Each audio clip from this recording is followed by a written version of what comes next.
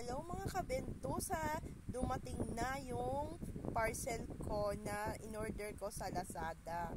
Ayan po, mag-unbox tayo ng parcel. Ayan na, dumating na at excited na ako mabuksan kung anong laman to mga kabentusa. Yan po ay Moxibutions cupping cup.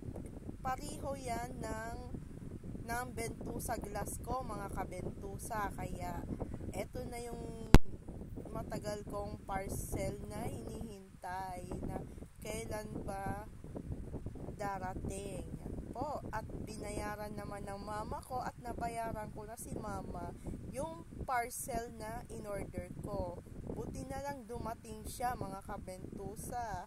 Yan na, excited na ako, grabe.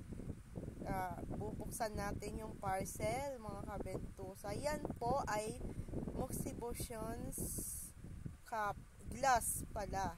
Yan, same din yan sa bentusa glass mga kabentusa. Ang pagkakaiba dyan ay lalagyan mo yan yung pampausok, yung kupan ng ng moksa. Yan po ay lalagyan natin yan ng apoy.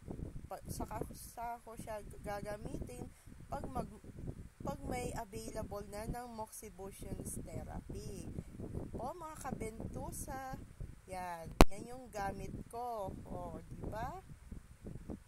Moxibutions cup siya mga kabentusa. At ang grabe ng excited ko mga kabentusa, kaya dumating na siya.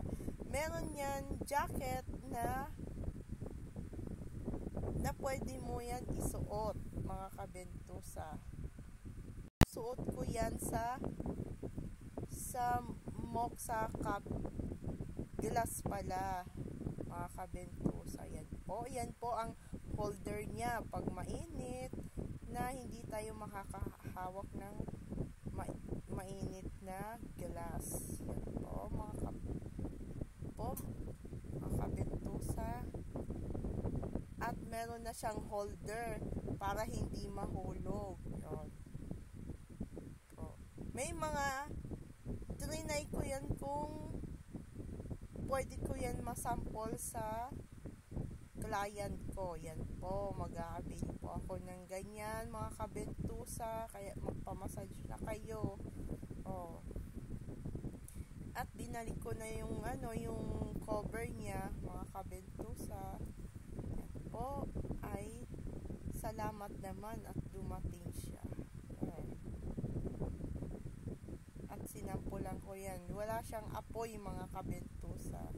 Sa ako siya gagamitin pag yan po, may instruction na kung saan ang center ng maraming mga lamig mga kabentusa at mga masasakit na katawan. Yan po mga instruction. Ayan, meron silang freebies mga kabentusa. Yan po sample niya kung paano mag moxa therapy. Pag-aaralan ko yan.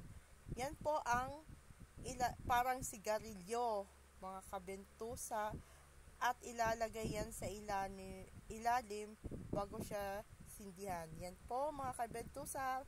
Bye-bye!